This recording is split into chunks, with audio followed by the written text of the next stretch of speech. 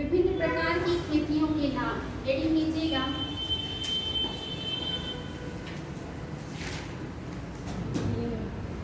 विभिन्न प्रकार की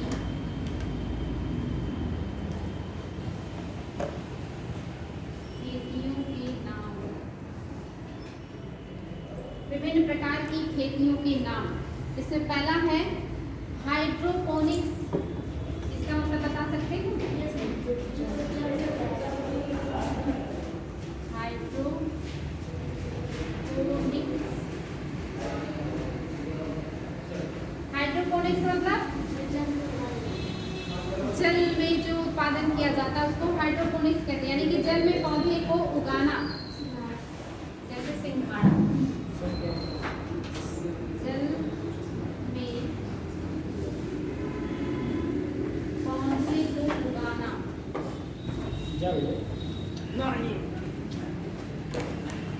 इसी को और क्या कहते हैं? इसी को मृदा रहित कृषि भी कहते हैं। अगर कभी आए मृदा रहित कृषि कौन सी? अरे यार जब तक मृदा रहित कृषि हाइड्रोपोनिक्स को कहते हैं, यानी कि जल में खेती करना। चले तो जब तक चल। अरे तो बैठे तो उस बोर्ड पे लिखिए आप। हाँ। चलिए आ जाते हैं पुरानी मनीष भैया तो बातें। ऐसे क्या बताएं। कोई दिक्कत नहीं बेटी। मैं बैठता तो बैठता ना पहले जब तक चलता तब तक चलता। दुकान पे ले जाना पड़ेगा रिचार्ज करवाने। अरे ऐसी समस्या है क्या? चलिए अच्छा, प्राचीन पद्धति से आधुनिक में आ जाइए तो आसान लगता है। आधुनिक से प्राचीन में जाना वही तो मैं वो मिट भी नहीं रहा है। वो मैं परमानेंट हो गया। ऐसे बोल दें सही रहेगा? चलिए बोलती हूँ मैं। लिखिए एरोपोनिक्स। समझ में नहीं आएगा आप लोगों को?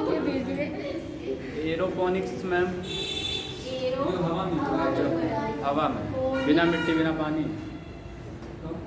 अब इसमें तो पेन ही नहीं चला। Aeroponics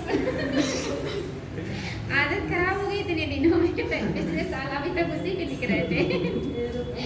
aeroponics. एरोपोनिक्स से मतलब पौधों को हवा में उगाना। बात समझ में आ रहा है? एरोपोनिक्स पौधों को हवा में कैसे उगाएंगे? चाइना में इस तरह की खेती बहुत की जाती है।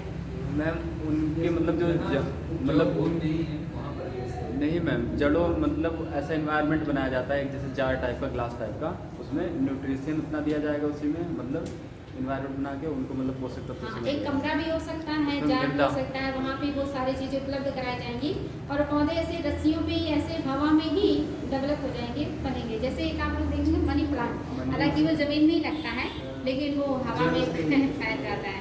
इसी टाइप का वो जो मतलब पोषक तत्व मिट्टी में होता है वो हवा में ही उपलब्ध कराए जाएंगे और वो हवा में ही डेवलप हो जाएंगे। नेक्स्ट है आपका एपीकल्चर। एपीकल्चर एपीकल्चर जानते हैं? मधुमक्खी पालन को एपीकल्चर कहते हैं। ठीक है, एपीकल्चर। नेक्स्ट हार्टिकल्चर, बागवानी। हाँ हार्टिकल्चर बागवानी। बागवानी करने को हार्टिकल्चर कहा जाता है। सही है। Next floriculture. फ्लोरी मतलब फूलों के उत्पादन। हाँ फ्लावर, फूलों के उत्पादन को कहते हैं floriculture. Next olericulture. Olericulture, olericulture ये क्या है? सब्जियों का उत्पादन। सब्जियों का उत्पादन ओलेरीकल्चर। नेक्स्ट पोमीकल्चर। कौन सा? पोमी पोमी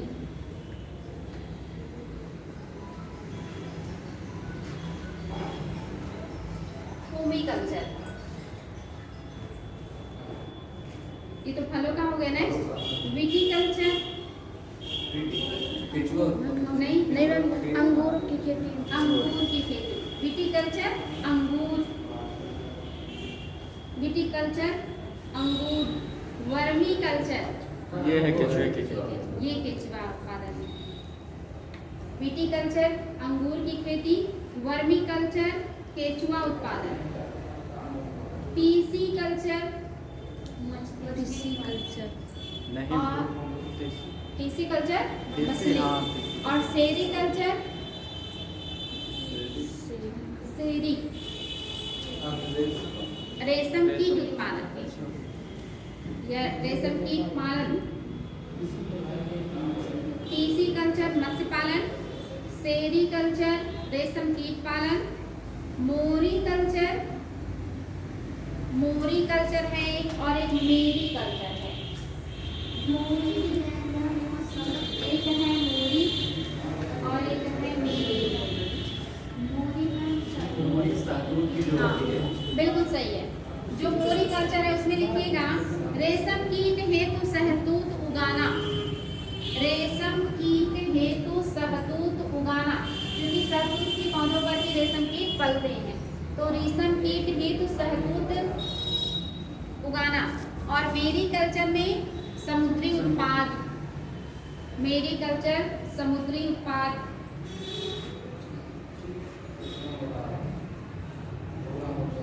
अच्छा, अंतर्राष्ट्रीय कदम्ब वर्ष कौन से वर्ष को घोषित किया गया? अंतर्राष्ट्रीय कदम्ब वर्ष, हाँ, अंतर्राष्ट्रीय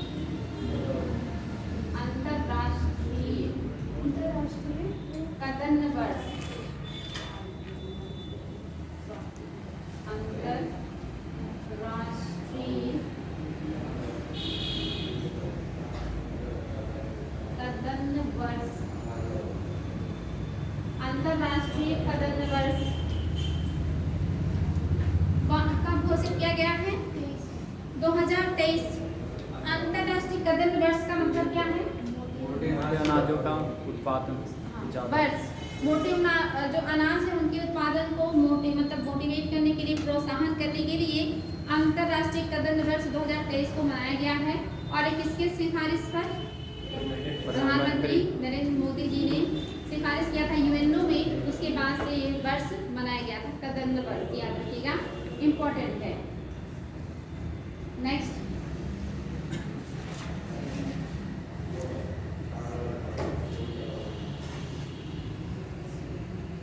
हेडिंग कीजिएगा कृषि वित्त एग्रीकल्चर फाइनेंस, कृषि वित्त एग्रीकल्चर फाइनेंस। इसमें हेडिंग कीजिएगा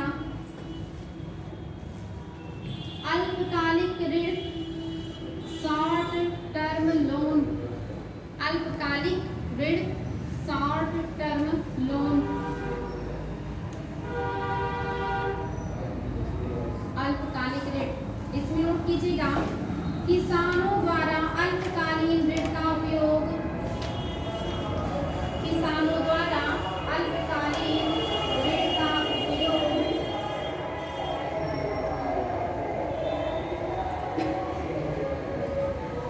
अल्पकालीन ऋण का उपयोग खेतों की जुताई करने, उन्नत किस्म के बीज खरीदने, खेतों की जुताई करने, उन्नत किस्म के बीज खरीदने, खेतों की जुताई करने, उन्नत किस्म के बीज खरीदने, उर्वरकों एवं कीटनाशकों को खरीदने इत्यादि हेतु, उर्वरकों एवं कीटनाशकों को खरीदने इत्यादि हेतु, उर्वरकों एवं कीटनाशकों इत्यादि को खरीदने हेतु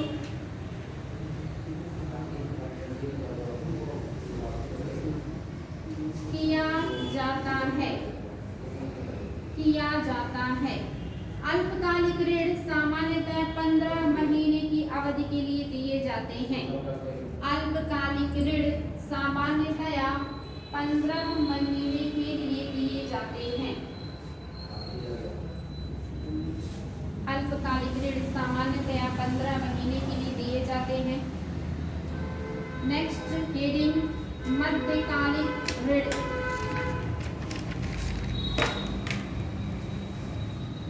मध्यकालिक ऋण। मध्यकालिक ऋण सामान्यतः 15 महीने से 5 वर्ष तक की अवधि के लिए दिए जाते हैं। मध्यकालिक ऋण 15 महीने से 5 वर्ष की अवधि के लिए दिए जाते हैं। मध्यकालिक ऋण 15 महीने से 5 वर्ष की अवधि के लिए दिए जाते हैं। इनका प्रयोग सामान्यतया कृषि यंत्रों एवं मशीनों को क्रय करने।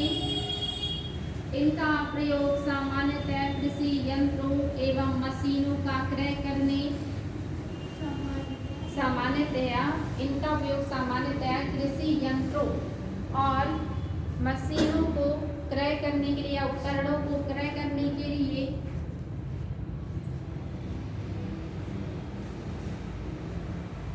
यंत्रों एवं मशीनों का क्रय करने के लिए एवं अन्य सुधारात्मक कार्यों हेतु किया जाता है। एवं अन्य सुधारात्मक कार्यों हेतु किया जाता है। नेक्स्ट, दीर्घकालिक ऋण, लॉन्ग टर्म लोन। दीर्घकालिक ऋण सामान्यतः 5 से 20 वर्ष तक की अवधि के लिए प्रदान किए जाने वाले। सामान्यतः 5 से 20 वर्ष की अवधि के लिए प्रदान किए जाने वाले। सामान्यतः 5 से 20 वर्ष की अवधि के लिए प्रदान किए जाने वाले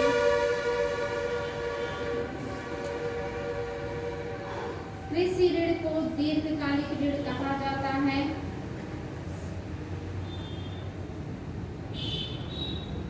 कृषि ऋण को दीर्घकालिक ऋण कहा जाता है। इसका प्रयोग कृषि भूमि क्रय करने। इसका प्रयोग कृषि भूमि क्रय करने, ट्रैक्टर, थ्रेशर क्रय करने के लिए। इसका प्रयोग कृषि भूमि क्रय करने, ट्रैक्टर, थ्रेशर क्रय करने के लिए किया जाता है। क्रय करने हेतु किया जाता है, क्या लिया जाता है। आप हेडिंग कीजिएगा कृषि वित्त के स्रोत। मैम इसका इंटरेस्ट कितना लगता है? हाँ बेटी, इन सबका इंटरेस्ट कितना लगता है? देखिए बेटे, ये इंटरेस्ट तो एकदम मतलब मिनिमम रहता है, बहुत कम रहता है। अब ये तो एग्जाम में नहीं आएगा कि कितना लगता है। जैसे किसान क्रेडिट कार्ड पे बहुत कम रहता है, सरकार उसको घटाती भी बढ़ाती रहती है, लेकिन एकदम मिनिमम रहता है। ऐसे ये भी है जो आपका कम समय के लिए, लंबे समय के लिए दिया जा रहा है ना, बिल्कुल मिनिमम इसका रहता है। अभी आपको बैंक बताएंगे कि वर्तमान में इनका कितना है ब्याज दर, मतलब कम समय के लिए या लॉन्ग टाइम के लिए जब आप लेंगे तो आपको कितना देना पड़ेगा, वो आपको बैंक से पता चलेगा। ये एग्जाम में नहीं आता, इसलिए बुक में भी आपको देखने को मिलेगा। ठीक ना। हेडिंग है आपका कृषि वित्त के स्रोत। कृषि वित्त के स्रोत। कृषि वित्त के स्रोत मतलब जो कृषि है उसको पैसे कहाँ कहाँ से मिलते हैं। वित्त के स्रोत कौन कौन से हैं कृषि के? तो दो हैं कृषि वित्त के स्रोत, एक है संस्थागत स्रोत, दूसरे गैर संस्थागत स्रोत। तो कृषि वित्त के दो स्रोत हैं, एक तो है आपका संस्थागत स्रोत और दूसरा है गैर संस्थागत। गैर संस्थागत स्रोत। संस्थागत स्रोत में सबसे ज्यादा जो ऋण देता है कृषि को वो कौन है? वाणिज्यिक बैंक। ये बहुत महत्वपूर्ण है, तो लिखिएगा संस्थागत स्रोत में पहले नंबर पे वाणिज्यिक बैंक, दूसरे नंबर पे क्षेत्रीय ग्रामीण बैंक। इम्पोर्टेंट है संस्थागत स्रोत में पहला है आपका वाणिज्यिक बैंक। वाणिज्यिक बैंक दूसरा है आपका क्षेत्रीय ग्रामीण बैंक, तीसरा सहकारी ऋण समितियां, दूसरा है क्षेत्रीय ग्रामीण बैंक, तीसरा है सहकारी समितियां, सहकारी समितियां, तीसरा है सहकारी समितियां, और आपका चौथा है भूमि बंधक बैंक, भूमि विकास बैंक, भूमि बंधक बैंक और भूमि विकास बैंक। इसके अलावा है आपका भूमि बंधक बैंक और लास्ट है भूमि विकास बैंक। ये सभी संस्थागत ऋण उपलब्ध कराते हैं कृषि क्षेत्र को, खास करके सबसे ज्यादा लंबे समय तक जो ऋण देता है कृषि को वो है भूमि बंधक और भूमि विकास बैंक। ये सबसे लंबे समय तक कृषि को मतलब ऋण उपलब्ध कराता है। याद रखिएगा, बहुत इंपॉर्टेंट है, चाहे वहां पे डैश करके लिख लीजिए, सबसे लंबे समय तक वित्त उपलब्ध कराता है कृषि को। गैर संस्थागत स्रोत में साहूकार, महाजन, रिश्तेदार एवं सगे संबंधी। गैर संस्थागत में साहूकार, महाजन,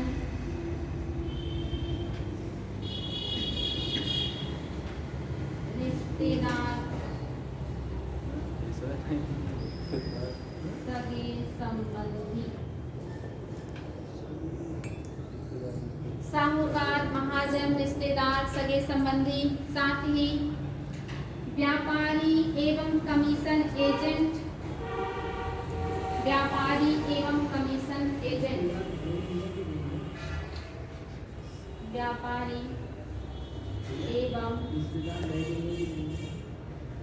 कमीशन एजेंट, और इसके अलावा बड़े जमींदार।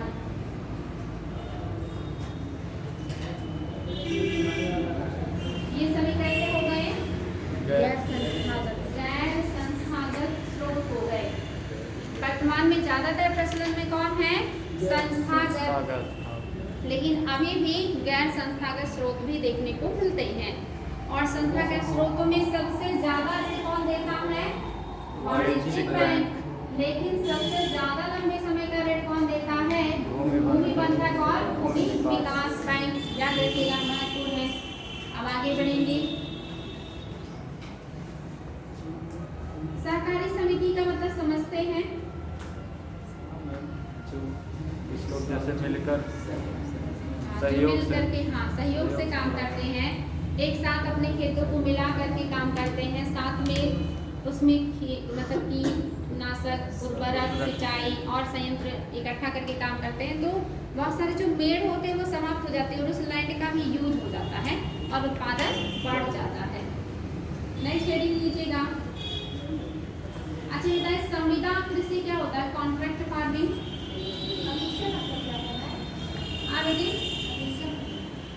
क्या चीज? कमीशन एजेंट मतलब आपसे कमीशन लेंगे, आपको पैसा दिलाएंगे, बदले में कमीशन लेंगे, उसी को कमीशन एजेंट कहते हैं। वो लाभ लेते आपको पैसा दिलाने के एवज में। जैसे कहीं कोई जमीन बेचवाता है, एजेंट होता है ना, तो पैसा लेता है, इधर से मालिक से भी ले सकता है, आपसे भी ले सकता है। तो ऐसे ही कमीशन एजेंट होते हैं जो हर जगह होते हैं। तो हम बात कर रहे थे कॉन्ट्रैक्ट फार्मिंग, जैसे कि मैम जो ठेके पे संविदा कृषि 20 साल के लिए ले लिया जैसे खेत में उत्तम पट्टा वाला हो जाएगा। संविदा कृषि या कॉन्ट्रैक्ट फार्मिंग का मतलब होता है कि किसान और उद्योगपति के बीच पहले से कॉन्ट्रैक्ट हो जाएगा। यही फसल, हाँ, कितने खेत में कौन सी फसल उत्पादन करेंगे, कितनी मात्रा में करेंगे, कितने रुपए में उनको देंगे। कोई भी खेती जो पहले से ही निर्धारित हो जाए कि आप कितने कीमत पे, कितना अमाउंट आप किस समय आप हमें उपलब्ध कराएंगे, चाहे मार्केट में फसल की की कीमत ज़्यादा हो या कम, आपको उतना ही कीमत मिलेगा जितना आपसे लिखित रूप में बात हुआ है। उसी को क्या कहेंगे? संविदा कृषि या कॉन्ट्रैक्ट फार्मिंग। तो समझ में आई क्या? नेक्स्ट हेडिंग, कृषि क्षेत्र से संबंधित प्रौद्योगिकी क्षेत्र। कृषि क्षेत्र से संबंधित प्रौद्योगिकी क्षेत्र।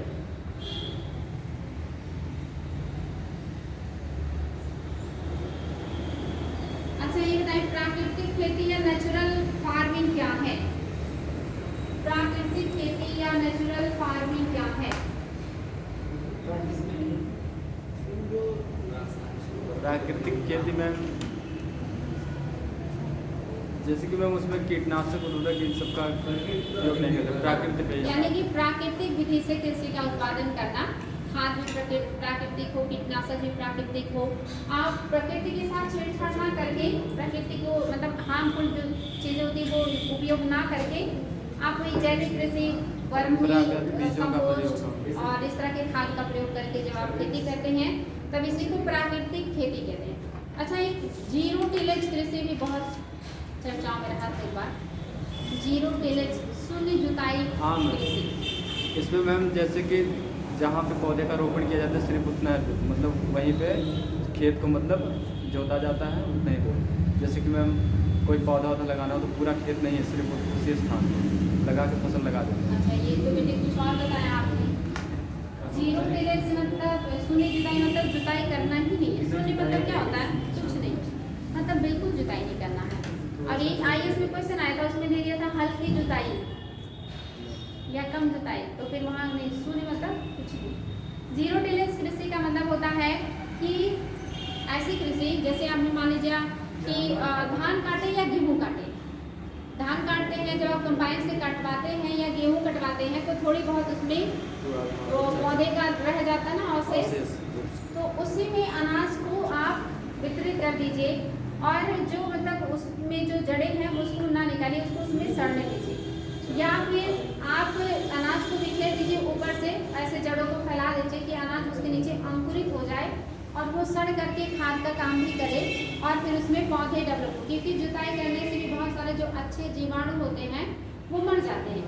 साथ ही अगर जो पराली वगैरह होता है उसको जला दीजिए तो भी अच्छे जो जीवाणु होते हैं वो मर जाते हैं और इन्वायरमेंट के लिए काफ़ी नुकसान भी होता है पर्यावरण के। क्योंकि आप इन्वायरमेंट में आपने पढ़ा होगा PM 2.5, PM 10.5, ये सब चीज़ें आपने पढ़ी होगी ना, ग्राफ भी पढ़ा होगा, एरोसॉल वगैरह, पॉल्यूशन भी पढ़ा होगा आपने सारी चीज़ें। तो ये सब जलाने से बहुत ज़्यादा पॉल्यूशन होता है और ये हमारे शरीर के लिए बहुत ज़्यादा हानिकारक होते हैं। इनको ठोस कणकीय पदार्थ भी कहते हैं।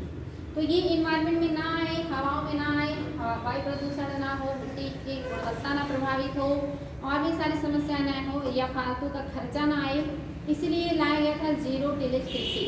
मतलब फसल काटने के बाद फिर उसी में बीज लगा दीजिए, फसल की जो अवशेष है उसको उसी पे डाल दीजिए, रहने दीजिए, उसी में बीज अंकुरित हो जाएगा, सिंचाई कर दीजिए, इससे नमी भी बरकरार रहेगी, मृदा की गुणवत्ता भी नहीं प्रभावित होगी, जुताई का अतिरिक्त खर्चा भी नहीं आएगा। इस तरह के कई सारे फायदे बताए गए और एनवायरनमेंट को नुकसान भी नहीं पहुंचेगा। आप किसी भी फील्ड के सिर्फ फायदे तो हो नहीं सकते, कुछ नुकसान भी हो सकते, जैसे खरपतवार बहुत आएंगे इससे, और कीटनाशक का उपयोग नहीं करेंगे तो कीटों से सुरक्षा कैसे करेंगे। तो जीरो टिलेज का मतलब होता है बिना जुताई या शून्य जुताई कृषि का प्रयोग, खास करके हरियाणा, पंजाब और पश्चिमी उत्तर प्रदेश के लिए, जहाँ पे बहुत ज़्यादा पराली जलाया जाता है, जिससे दिल्ली वगैरह में बहुत ज़्यादा पॉल्यूशन होता है। तो ये भी नाम थोड़ा सुने रहे आप लोग। आपने प्राकृतिक कृषि तो समझ ही लिया। अब हेडिंग आपने किया है कृषि क्षेत्र से संबंधित प्रौद्योगिकी क्षेत्र। इसमें हेडिंग कीजिएगा किसान कॉल सेंटर। किसान कॉल सेंटर,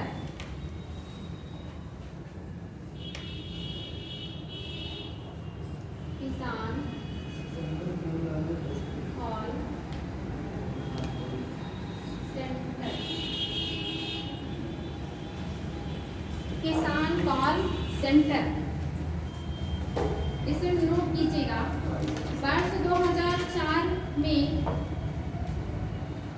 वर्ष 2004 में प्रारंभ किसान कॉल सेंटर का लक्ष्य वर्ष 2004 में प्रारंभ किसान कॉल सेंटर का लक्ष्य टोल फ्री नंबर नोट करवा दें। जी मैम। 1800 180 टोल फ्री नंबर है। 1800 180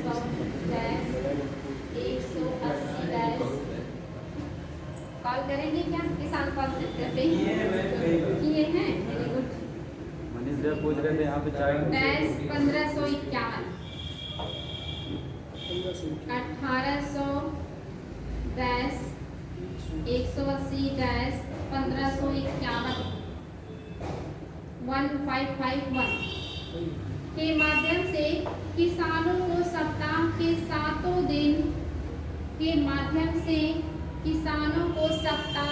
सातों दिन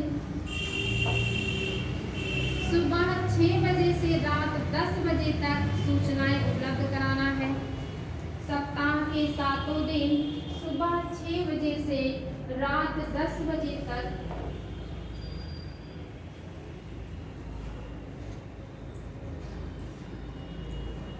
सूचनाएं उपलब्ध कराना है।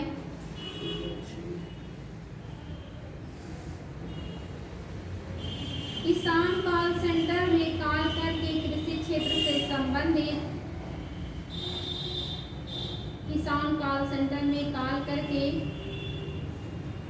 क्षेत्र से संबंधित किसी भी प्रकार की जानकारी प्राप्त कर सकते हैं। कृषि से संबंधित किसी भी प्रकार की जानकारी प्राप्त कर सकते हैं एवं अपनी समस्याओं का समाधान कर सकते हैं।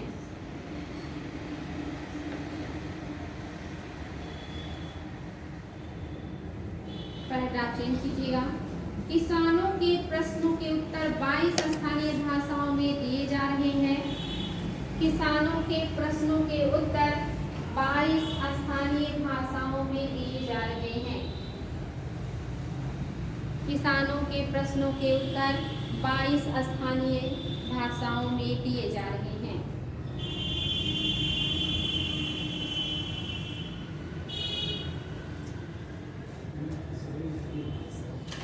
नेक्स्ट हेडिंग किसान पोर्टल। किसान पोर्टल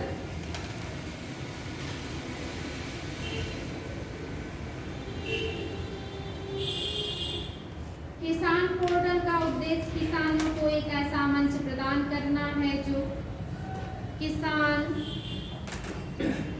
पोर्टल का उद्देश्य किसानों को एक ऐसा मंच प्रदान करना है जो किसान पोर्टल किसानों को एक ऐसा मंच प्रदान करना है जो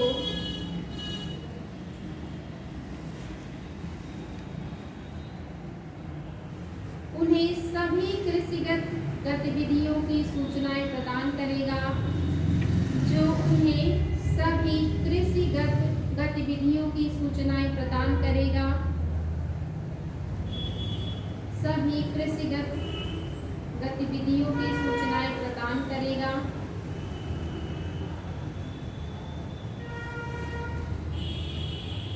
किसान पोर्टल के द्वारा किसानों को खेती के तरीके,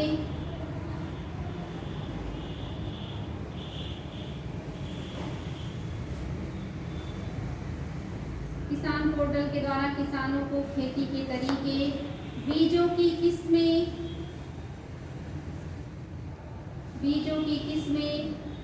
कीटनाशक, मशीनरी एवं उपकरणों,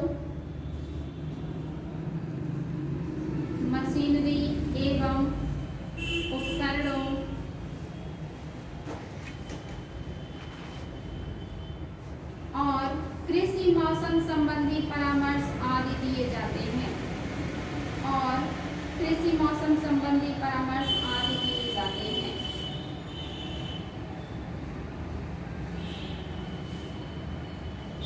next heading agri market app. Agri मतलब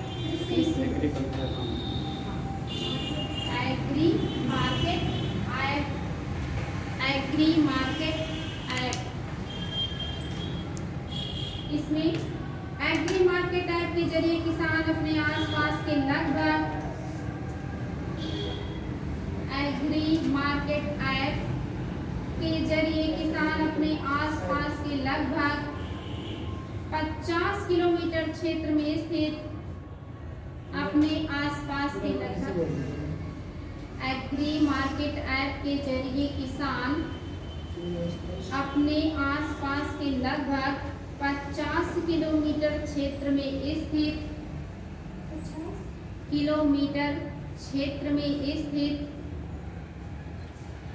विभिन्न मंडियों में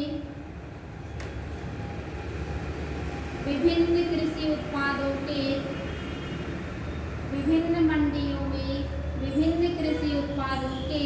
बाजार मूल्य के बारे में जानकारी प्राप्त कर सकते हैं। बाजार मूल्य के बारे में जानकारी प्राप्त कर सकते हैं।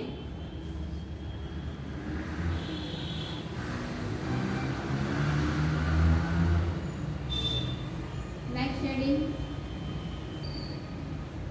इंडिया वेदर, भारत मौसम। इंडिया वेदर,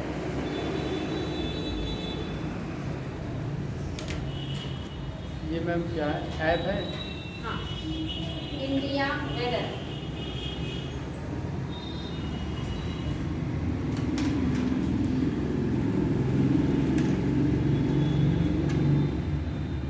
यह ऐप देश के 300 से अधिक शहरों के लिए वर्तमान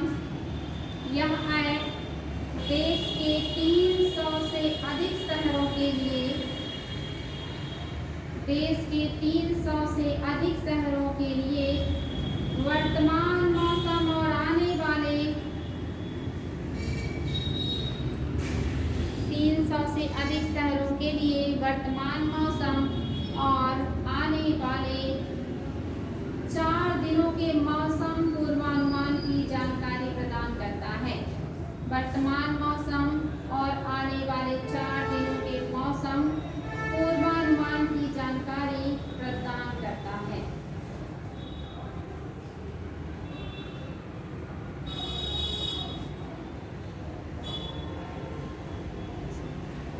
आप रीडिंग कीजिए, सहायकी।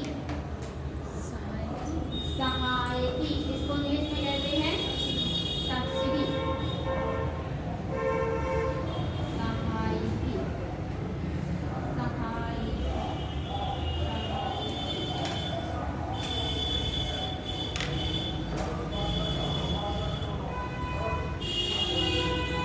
इसको इंग्लिश में कहते हैं सब्सिडी।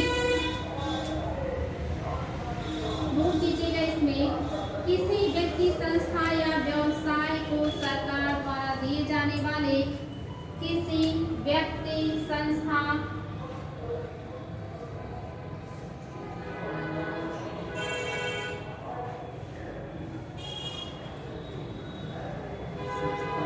या व्यवसाय को सरकार द्वारा दी जाने वाली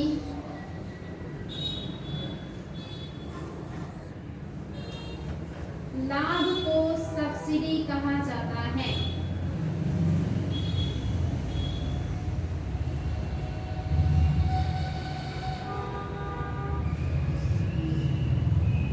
व्यक्तियों पर पड़ने वाले, नेक्स्ट पॉइंट, व्यक्तियों पर पड़ने वाले वित्तीय बोझ को कम करने के उद्देश्य से व्यक्तियों पर पड़ने वाले वित्तीय बोझ को कम करने के उद्देश्य से व्यक्तियों पर पड़ने वाले वित्तीय बोझ को कम करने के उद्देश्य से सरकार द्वारा सब्सिडी दी जाती है। सरकार द्वारा सब्सिडी दी जाती है। इसे, नेक्स्ट पॉइंट, इसे अक्सर आर्थिक, सामाजिक व आर्थिक नीतियों को बढ़ावा देने हेतु दिया जाता है। इसे अक्सर आर्थिक, सामाजिक व आर्थिक नीतियों को बढ़ावा देने के लिए दिया जाता है।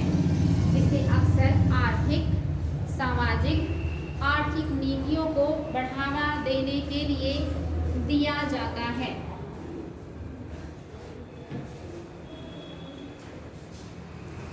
नेक्स्ट पॉइंट, अधिकतर सब्सिडी कमजोर उद्योगों के क्षेत्र में की मदद करने के लिए, अधिकतर सब्सिडी कमजोर उद्योगों की मदद के लिए सरकार द्वारा दिया जाता है।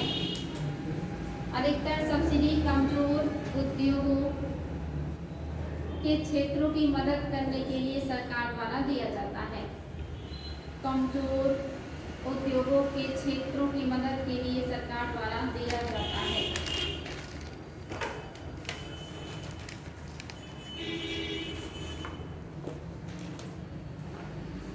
हेडिंग कीजिए, भारत सरकार द्वारा प्रदान की जाने वाली सब्सिडी, भारत सरकार द्वारा प्रदान की जाने वाली सब्सिडी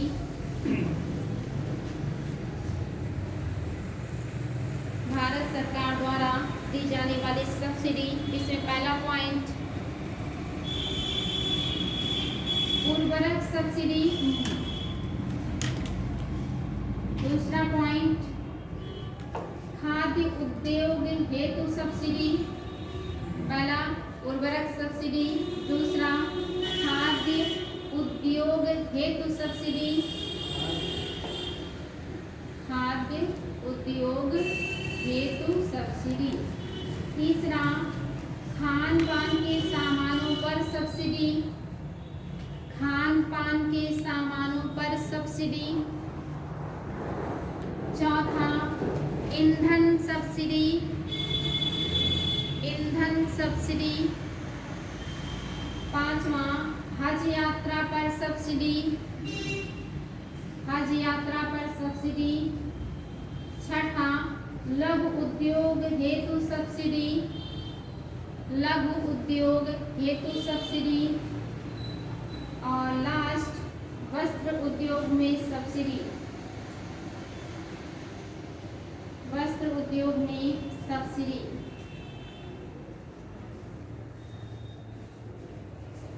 अच्छा, सब्सिडी के लाभ भी होते हैं और सब्सिडी की हानि भी होती है। क्या बता सकते हैं, सब्सिडी अगर सरकार दे रही है तो इससे क्या लाभ होगा और क्या हानियां हो सकती हैं? जो गरीब लोग हैं उनको तो लाभ होगा। हाँ, तो ये लाभ है, सरकार के राजकोष के लिए घाटा है, वेरी गुड। और मैम जैसे कि ज़्यादा सब्सिडी करते हैं तो किसी वस्तु का उत्पादन ज़्यादा हो जाता है। हाँ, तो मुद्रास्फीति हो सकती है, क्योंकि वस्तु और सेवाएं सस्ती होंगी तो डिमांड बढ़ेगा, तो मुद्रास्फीति आएगी। उसके बाद निर्यात करने में भी प्रॉब्लम आती है। हाँ, यानी कि सब्सिडी देने से क्या होगा, फिर बहुत सारा पैसा सरकार का इसमें इन्वेस्ट होता है। वस्तु और सेवाओं का डिमांड मतलब घरेलू मार्केट में ही बहुत ज़्यादा बढ़ता है जब वो सस्ती होती है, हालांकि निर्यात भी बढ़ता है। तो बहुत सारे फायदे और नुकसान भी, जैसे फायदे क्या क्या है ध्यान से सुनिएगा। सब्सिडी के द्वारा कमजोर वर्गों की सहायता की जाती है और खाने के सामानों पर सब्सिडी देने के कारण कमजोर वर्गों को आर्थिक रूप से ज़्यादा मदद मिलता है। तो ये लाभ हुआ कि कमजोर वर्ग को मदद मिलता है अगर खाने की चीज़ों पर सरकार सब्सिडी देती है, क्योंकि उन्हें खाद्यान्न भी उपलब्ध नहीं होते आसानी से। और क्या फायदा है, किसानों की हालात ज़्यादा अच्छा नहीं होने के कारण उन्हें ज़्यादा मुनाफा नहीं हो पाता। ऐसी स्थिति में बीजों और उर्वरकों पर सब्सिडी देने से सरकार इन पर पड़ने वाले खर्चे के बोझ को कम करता है। अगर वो बीजों पर और उर्वरकों पर सरकार दे रही है सब्सिडी, तो किसानों के लिए भी अच्छा होता है, क्योंकि उनके पास इतने पैसे नहीं होते कि वो हर साल उन्नत किस्म के बीज और उर्वरक प्राप्त कर सकें। इसके अलावा रोजगार सब्सिडी एवं कर सब्सिडी की सहायता से सरकार देश में बढ़ रही बेरोजगारी को कम करने की कोशिश करती है। देश में बड़े उद्योगपतियों को दिए जाने वाले इन सब्सिडी से सरकार देश के युवाओं को मदद करती है। यहाँ तक कि सरकार लघु उद्योगों को सब्सिडी देकर बेरोजगारी कम करना चाहती है। यानी कि जब लघु उद्योगों को सब्सिडी सरकार देगी तो लघु उद्योग बहुत ज़्यादा डेवलप करेंगे, और डेवलप करेंगे तो युवाओं को रोजगार देंगे। ये तो फायदे हो गए, लेकिन फायदे कम और नुकसान ज़्यादा है। कोई भी चीज़ जब फ्री का दिया जाता है ना, तो उसके फायदे कम नुकसान ज़्यादा होते हैं, लेकिन वो हमें दिखाई नहीं देते। अब नुकसान क्या है, प्रत्येक देश में गरीब और अमीर दोनों वर्ग के लोग होते हैं जिसे सरकार द्वारा सब्सिडी दी जाती है, जबकि अमीर लोगों को सब्सिडी की आवश्यकता नहीं होती। जैसे गैस सिलेंडर पे सब्सिडी, आप कोई अमीर है या गरीब सभी ले रहे हैं, कोई इसमें क्राइटेरिया नहीं है, तो नुकसान हो रहा है। अमीर के साथ साथ गरीब के साथ साथ अमीर भी उसका फायदा ले रहे हैं, जो कि नाजायज है। इसके अलावा कई बार सब्सिडी गलत हाथों में पहुंच जाती है, जरूरी नहीं कि वह सही हाथों में पहुंचे। इस प्रकार जरूरतमंदों की जगह किसी और को इसका लाभ मिल जाता है। मैक्सिमम जो सरकारी फायदे होते हैं वो अमीर लोग ले जाते हैं, जागरूक लोग ले जाते हैं, बेचारे गरीब कहीं ना कहीं पीछे रह जाते हैं। इसके अलावा सब्सिडी लघु उद्योगों को बढ़ावा देने के लिए दी जाती है, लेकिन यह जरूरी नहीं कि सरकार द्वारा दी जाने वाली सब्सिडी का सही तरीके से इस्तेमाल किया जा रहा है, उसको गलत तरीके से इस्तेमाल किया जा सकता है। अमीर लोग अपना छोटा दिखा करके उद्योग और सब्सिडी का दुरुपयोग भी कर सकते हैं। सब्सिडी देने पर होने वाले खर्चे को सरकार देश के निवासियों द्वारा भरे गए टैक्स द्वारा पूरा करती है। इस स्थिति में जो लाभ देश में टैक्स जो लोग भरते हैं उनको इसका ज़्यादा फायदा नहीं होता, ज़्यादा फायदा दूसरों को होता है। यानी कि जो बेचारा मेहनत से टैक्स दे रहा है वो कहीं ना कहीं निवेश में नहीं बल्कि पैसा बांटने में जा रहा है, व्यर्थ में जा रहा है, ऐसा इनका कहना है। ऐसे कई सारे नुकसान हैं सब्सिडी के, लेकिन फिर भी सरकार देती है कि कुछ लोगों को भी अगर फायदा मिल जाए तो फिर बड़ी बात होगी। अब बात करेंगे विश्व व्यापार संगठन भी कुछ सब्सिडी देता है। ये लिख लीजिएगा, विश्व व्यापार संगठन एवं कृषि सब्सिडी। विश्व व्यापार संगठन एवं कृषि सब्सिडी, world trade organization and agriculture subsidies.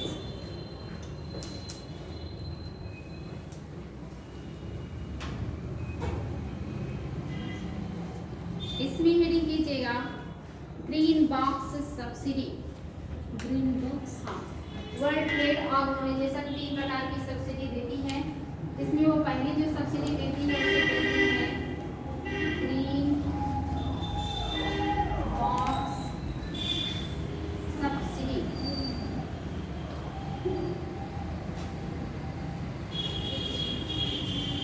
Green box subsidy note कीजिएगा, इंपॉर्टेंट है ये। ग्रीन बॉक्स सब्सिडी व्यापार में विकृति ऑब्लिक विसंगतियां उत्पन्न नहीं करती। ग्रीन बॉक्स सब्सिडी व्यापार में विकृति ऑब्लिक विसंगति उत्पन्न नहीं करती।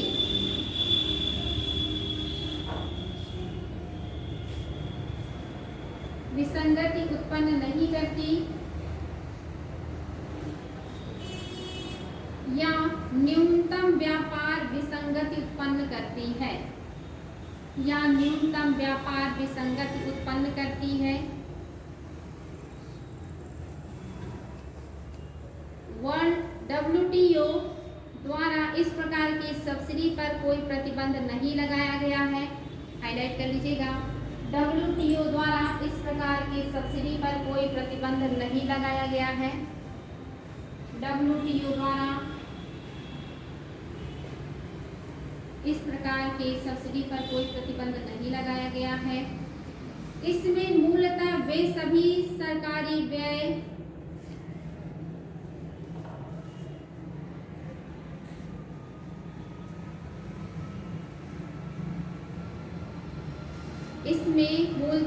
सरकारी व्यय तथा किसानों के लिए वैसे सभी प्रत्यक्ष आय तथा किसानों के लिए वैसे सभी प्रत्यक्ष आय सहायता कार्यक्रम शामिल किए जाते हैं। सभी प्रत्यक्ष आय सहायता कार्यक्रम शामिल किए जाते हैं जो उत्पादन या मूल्यों के वर्तमान स्तर से संबंधित नहीं हो। जो उत्पादन या मूल्यों के, फिर से रिपीट कर रही हूँ, वैसे सभी प्रत्यक्ष आय सहायता कार्यक्रम शामिल किए जाते हैं जो उत्पादन या मूल्यों के वर्तमान स्तर से संबंधित नहीं हो। जो उत्पादन या मूल्यों के वर्तमान स्तर से संबंधित नहीं हो, जैसे पर्यावरण संरक्षण कार्यक्रम,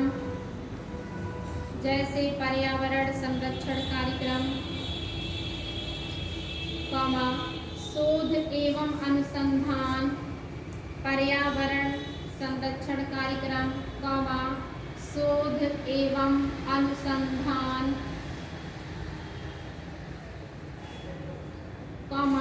कृषि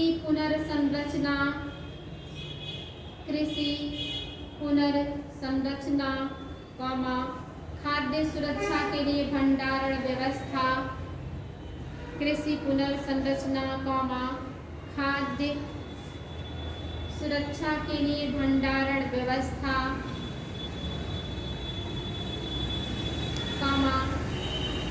कीट एवं रोग नियंत्रण इत्यादि, कीट एवं रोग नियंत्रण इत्यादि।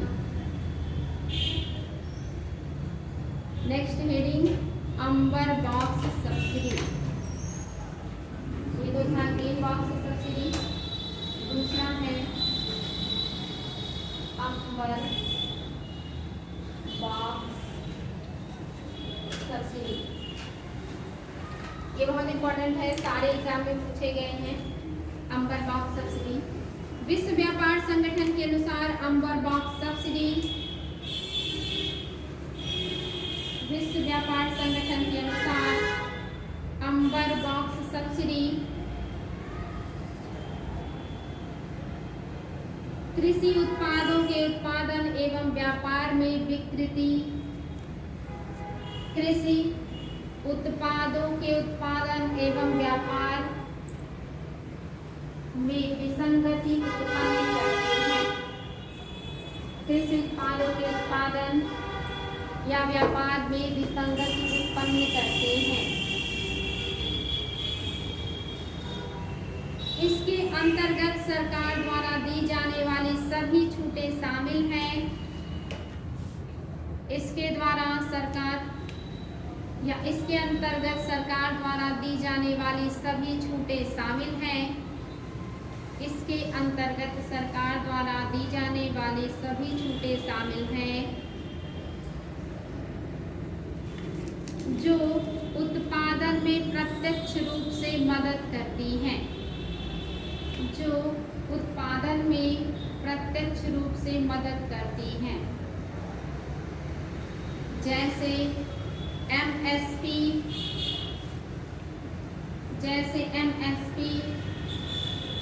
बिजली, सिंचाई, उर्वरक, एमएसपी बिजली, सिंचाई, उर्वरक, कीटनाशक इत्यादि पर छूटे। WTO द्वारा विकसित देशों के लिए 5%, हाईलाइट कर लीजिएगा, बहुत इंपॉर्टेंट है। WTO द्वारा विकसित देशों के लिए 5%,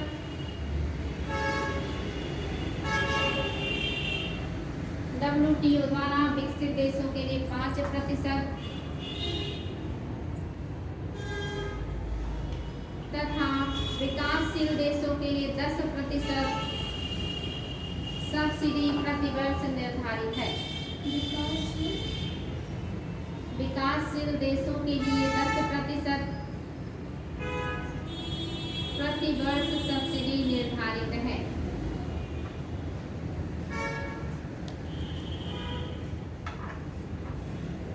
अब हेडिंग कीजिएगा न्यूनतम समर्थन मूल्य, न्यूनतम समर्थन मूल्य MSP इसको कहते हैं।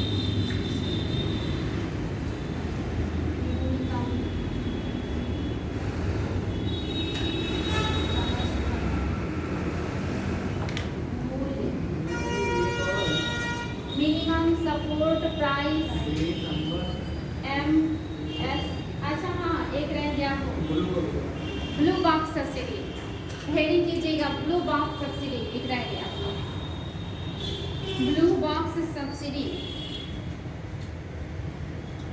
ग्रीन हो गया, अंबर हो गया, तीसरा ब्लू बॉक्स सब्सिडी।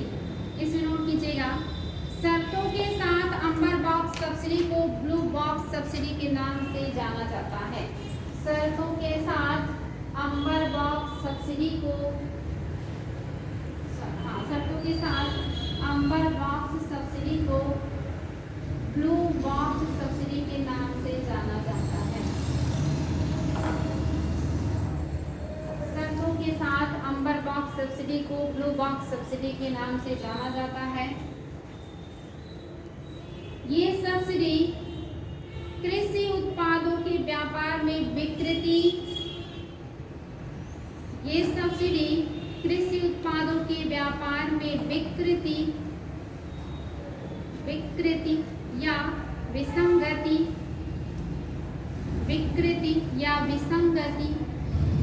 में कमी लाने की शर्तों पर प्रदान की जाती है। शर्तों पर प्रदान की जाती है।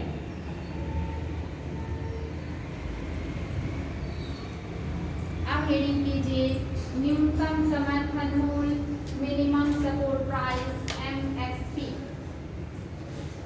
न्यूनतम समर्थन मूल्य जिसे कहते हैं मिनिमम सपोर्ट प्राइस, MSP।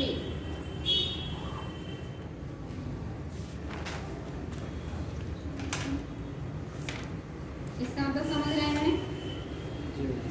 किसानों का जो उत्पाद है उसको न्यूनतम समर्थन मूल्य पर खरीदने के लिए सरकार तैयार होती है, यानी कि लागत से थोड़ा ज़्यादा अनुमान लगाया जाता है हर साल, और उसी अनुमान के आधार पर सरकार न्यूनतम समर्थन मूल्य जारी करती है कि आप जो फसल लगाने जा रहे हैं, फसल लगाने के पहले जारी किया जाता है। याद रखिएगा, बहुत इंपॉर्टेंट है।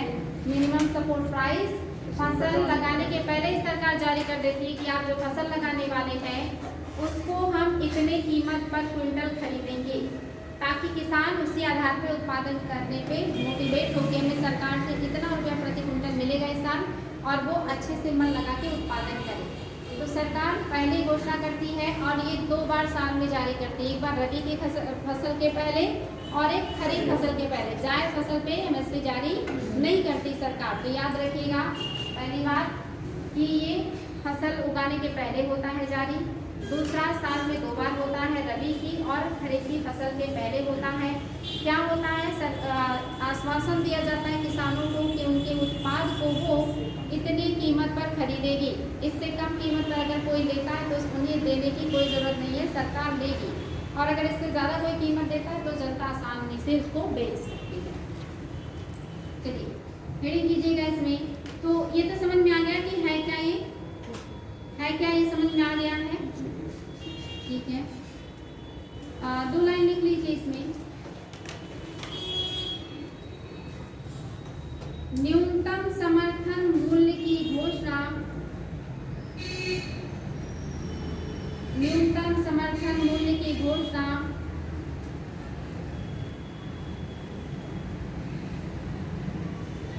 सरकार फसल बोने से पहले करती है।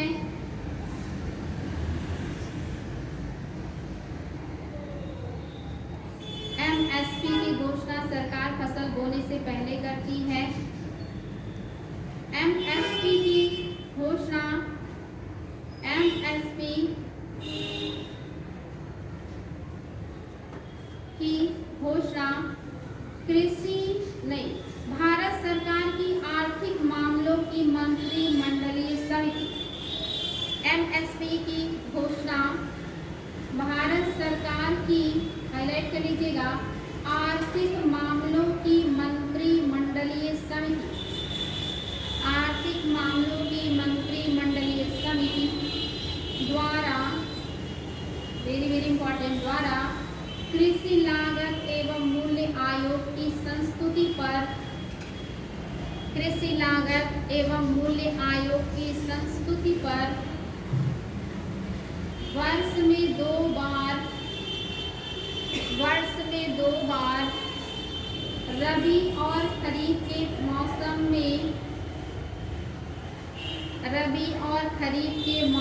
में फसल बुआई के आरंभ में की जाती है। रबी और खरीफ के मौसम में फसल बुआई के आरंभ में की जाती है। नेक्स्ट हेडिंग, MSP शामिल मुख्य फसलें। MSP के अंतर्गत शामिल मुख्य फसलें, मोस्ट इम्पोर्टेंट पॉइंट। भाषा है। हाँ, हेडिंग है बेटे MSP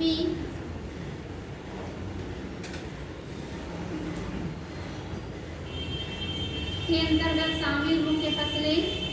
इसमें नोट कीजिएगा खाद्यान्न, खाद्यान्न ब्रैकेट में 7 खाद्यान्न है। इसमें क्या है? धान, गेहूं, जौ, बाजरा। धान, गेहूं, जौ, ज्वार, बाजरा, मक्का, रागी। धान, गेहूं, जौ, ज्वार, बाजरा, मक्का, रागी। धान, गेहूं, जौ, ज्वार, बाजरा, रागी। रागी मतलब जो सावा होता है ना, सावा, सावा कोदो काकू जो पहले हुआ करता था, उसमें से सावा को रागी कहते हैं। तो क्या करेगा आपने? धान, गेहूं, जौ, ज्वार, बाजरा, मक्का और रागी, ये 7 खाद्यान्न फसल है जिसपे सरकार MSP जारी करती, याद रखिएगा। नेक्स्ट पॉइंट, दलहन ब्रैकेट में 5 दलहन है। चना, अरहर, तूर। चना, अरहर, मूंग, उड़द, मसूर। चना, अरहर, चना, अरहर। देखिए अरहर को ही तूर कहते हैं। तूर, मूंग, मसूर, उड़द, ये 5 आपके दालें हैं जिन पे सरकार MSP जारी करती है। और आपका 7 है तिलहन। तिलहन ब्रैकेट में 7, और वो क्या है? मूंगफली, तोरिया, सोयाबीन, सूरजमुखी, मूंगफली, तोरिया को सरसों कहते हैं। तोरिया सरसों, सरसों और सूरजमुखी, मूंगफली, तोरिया सरसों, सूरजमुखी, सूरजमुखी बीज, सूरजमुखी फूल नहीं, बीज से तेल निकलता है ना। सूरजमुखी बीज, तिल, नाइजर सीड, कुसुम। तिल, नाइजर सीड, कुसुम। तिल पर भी जारी करती है, तिल है। और एक नाइजर सीड, नाइजर सीड,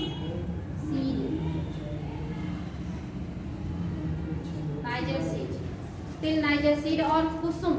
कुसुम का तेल आप लोगों के जो छाता होता है, जो ये रेन कोट, रेन ड्रेस होता है ना, जिसमें ऑयली सा, उसी में कुसुम का तेल मतलब उपयोग में लाया जाता है, जो बहुत स्लिप करता वाटर। हाँ बेटी, मूंगफली के बाद तोरिया, तोरिया को सरसों कहते हैं। ठीक, अगर सरसों ना हो, तोरिया हो तो तोरिया समझ जाएगा। अरहर को तूर कहते हैं। नेक्स्ट, अन्य 3 फसलें, रीडिंग करिएगा। अन्य 3 फसलें,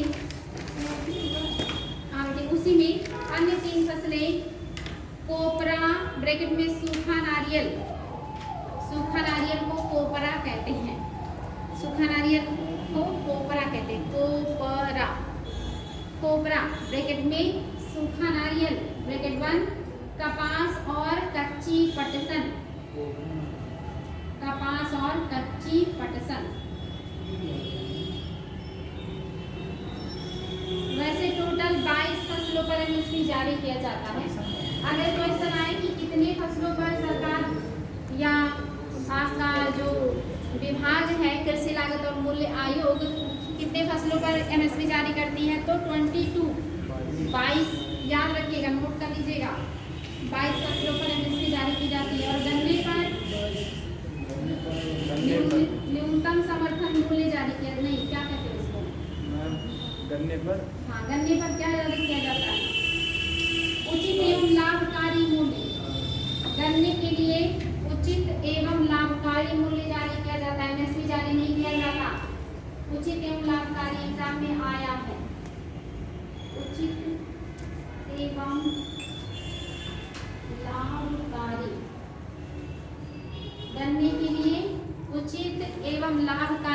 जारी किया जाता है। गन्ने के लिए MSP जारी नहीं होता है। और कृषि लागत एवं मूल्य आयोग की स्थापना कब की गई थी? 1965। याद रखिएगा, कृषि लागत और मूल्य आयोग की स्थापना 1965 में किया गया था।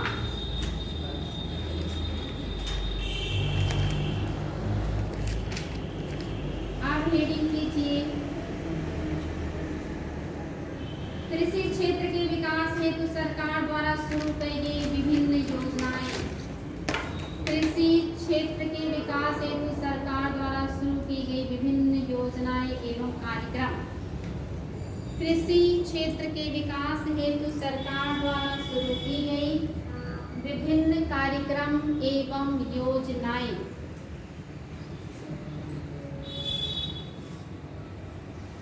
पहला हेडिंग,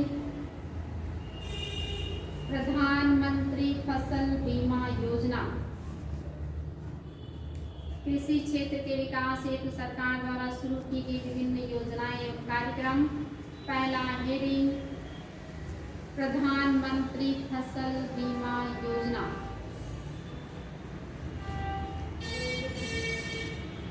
इसमें नोट कीजिएगा, 13 जनवरी 2016 को भारत सरकार ने 13 जनवरी 2016 को भारत सरकार ने प्रधानमंत्री फसल बीमा योजना,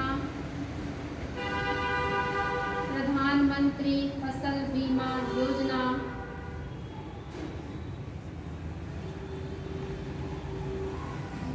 नामक एक नई फसल बीमा नीति की शुरुआत की गई।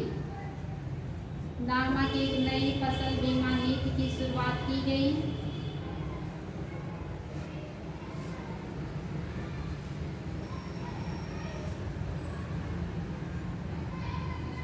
हेडिंग कीजिएगा, मुख्य विशेषताएं। क्या विशेषता है इसकी? मुख्य विशेषताएं। इसमें पहला पॉइंट, इस योजना में सभी खाद्य फसलें, इस योजना में सभी खाद्य फसलें डैश तिलहन कॉमा वाणिज्यिक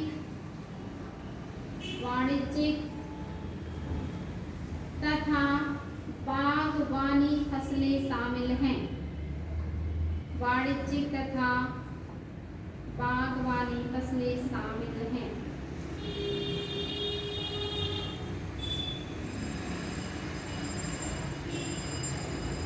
नेक्स्ट पॉइंट, किसानों के लिए एक मौसम एक दर।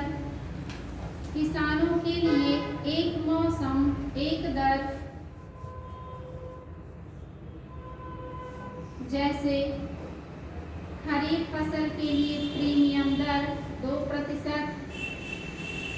किसानों के लिए एक मौसम एक दर, जैसे खरीफ फसल के लिए प्रीमियम 2%। रबी फसल के लिए 1.5%।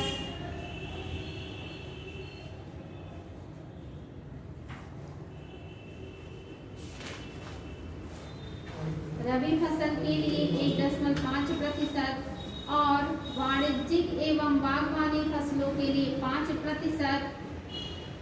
और वाणिज्यिक एवं बागवानी फसलों के लिए 5% की दर निर्धारित की गई। 5% की दर निर्धारित की गई। नेक्स्ट पॉइंट, इस योजना में फसल उपज के सभी जोखिम, इस योजना में फसल उपज के सभी जोखिम, जैसे फसल बुआई के पूर्व, फसल उपज के सभी जोखिम जैसे फसल बुआई के पूर्व, खड़ी फसल बुआई के पूर्व, खड़ी फसल, एवं फसल कटाई के बाद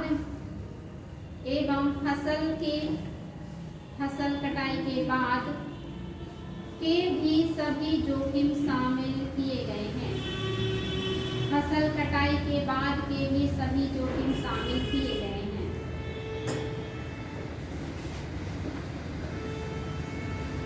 इस योजना में नेक्स्ट पॉइंट, इस योजना में फसल कटाई से अधिकतम 14 दिनों की अवधि में, इस योजना में फसल कटाई से अधिकतम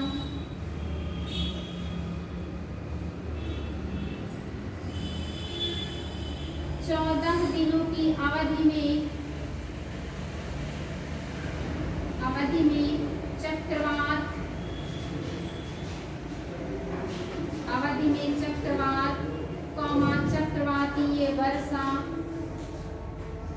चक्रवातीय वर्षा एवं बेमौसम बारिश के विशेष खतरों के कारण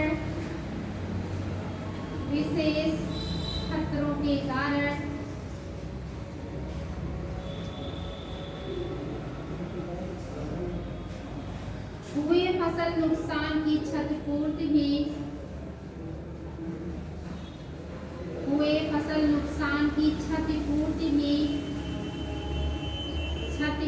भी प्रत्येक खेत स्तर पर करने का प्रावधान किया जाता है।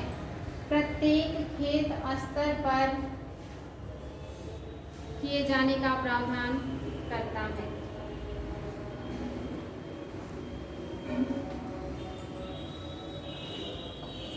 आप लोगों को मैंने इधर लगातार नोट कराया, आप लोगों ने समझा नहीं इस चीज को कि WTO कितने प्रकार का सब्सिडी देता है हर देश को? 3। हर देश अपने यहाँ कृषि में 3 प्रकार की सब्सिडी दे सकता है। पहला आपने क्या लिखा? Green box subsidy. इसमें आपने लिखा कि ग्रीन बॉक्स सब्सिडी व्यापार में किसी भी प्रकार की विसंगति या विकृति उत्पन्न नहीं करता और ना ही इस पर WTO रोक लगाता है। ये क्वेश्चन भी आया है कि कौन से सब्सिडी पर WTO रोक नहीं लगाता, तो किस पे नहीं लगाएगा? ग्रीन बॉक्स सब्सिडी पर। या कौन सी सब्सिडी है जो अंतरराष्ट्रीय व्यापार में विसंगति उत्पन्न नहीं करता, तो ग्रीन बॉक्स सब्सिडी। क्योंकि इसमें जो सब्सिडी सरकार के द्वारा दिया जाता है वो डायरेक्ट से उत्पादन को या उत्पाद के मूल्य को प्रभावित नहीं करता। जैसे शोध के लिए कीटनाशकों और ऐसी चीज़ों के मतलब कैसे संरक्षण दिया जाए, कैसे बढ़ावा दिया जाए कृषि को, कैसे कृषि का संरक्षण और नए नए इन्वेंशन किए जाएं, तो ये सारी चीज़ों पर जो सब्सिडी होती है उसे कहते हैं ग्रीन बॉक्स सब्सिडी। इस पर WTO रोक नहीं लगाता। दूसरा क्या पढ़ा आपने? अम्बर बॉक्स सब्सिडी। इस पर WTO रोक लगाता क्योंकि ये सब्सिडी जो डायरेक्ट किसानों को फायदा दे, जिससे डायरेक्ट उत्पादन में बढ़ोतरी हो और कीमतें बढ़ जाए, इस पर रोक लगाता है WTO। ये अंतर्राष्ट्रीय व्यापार में विसंगति या विकृति उत्पन्न करता है। जैसे न्यूनतम समर्थन मूल्य हो गया, फ्री में बिजली हो गया, फ्री में सिंचाई हो गया, मतलब सिंचाई पे, विद्युत पे, कीटनाशक पे, उर्वरक पे, इसमें जो सब्सिडी दे सरकार जिससे उत्पादन बढ़े या वस्तुओं और कीमतों की वैल्यू बढ़े या उनकी मात्रा बढ़े, उस पर रोक लगाता है कौन? WTO। और वो कहता है विकसित कंट्रीज अपने यहाँ मैक्सिमम कितना प्रतिशत दे सकते हैं सब्सिडी? 5। और विकासशील अपने यहाँ कितना दे सकते हैं? 10। इसके बाद तीसरा आपने पढ़ा ब्लू बॉक्स सब्सिडी। इसमें क्या है? अम्बर बॉक्स जो सब्सिडी है उसी को शर्तों के साथ जब लागू किया जाए, इस शर्त के साथ आप कहिए कि मैं इसे लागू करूंगा कि इससे अंतर्राष्ट्रीय अर्थव्यवस्था या व्यापार में कोई भी संगति नहीं आएगी या मैं उसके अंदर रह के काम करूंगा, तब ये आप अपने यहाँ लागू कर सकते हैं। उसी को क्या कहा जाता है? Blue box subsidy. तो WTO वर्ल्ड ट्रेड ऑर्गेनाइजेशन, इसके बारे में हम आगे पढ़ेंगे। क्योंकि कृषि सेक्टर पढ़ रहे हैं तो आपको मैंने बताया कि कृषि सेक्टर में 3 सब्सिडी WTO के द्वारा दिया जाता है। किस पे रोक लगाया जाता है, किस पे नहीं लगाया जाता है, तो कौन सा शर्तों के साथ लागू होता है, कितने % आप अपने यहाँ दे सकते हैं सब्सिडी WTO के आधार पर, ये सारी चीज़ें। चौथा आपने देखा MSP। MSP सरकार अगर जारी ना करे तो इससे क्या नुकसान होगा? किसान प्रोत्साहित नहीं होंगे उत्पादन को लेकर।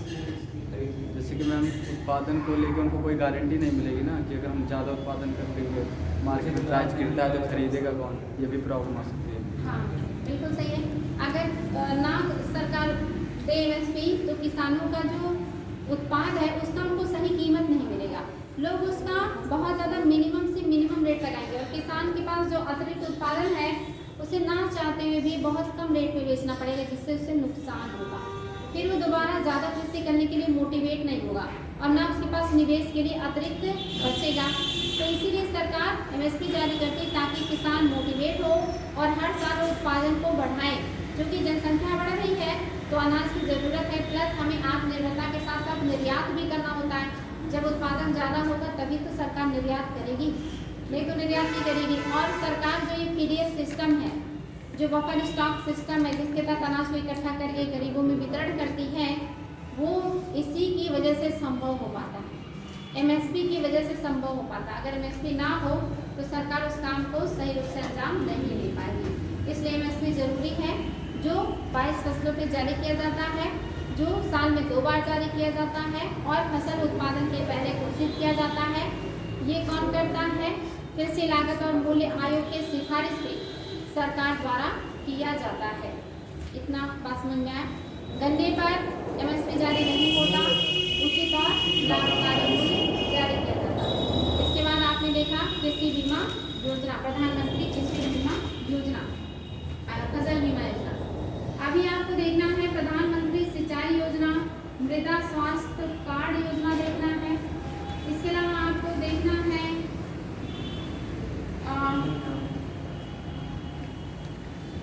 अभी कई सारी चीजें बची हैं आपकी।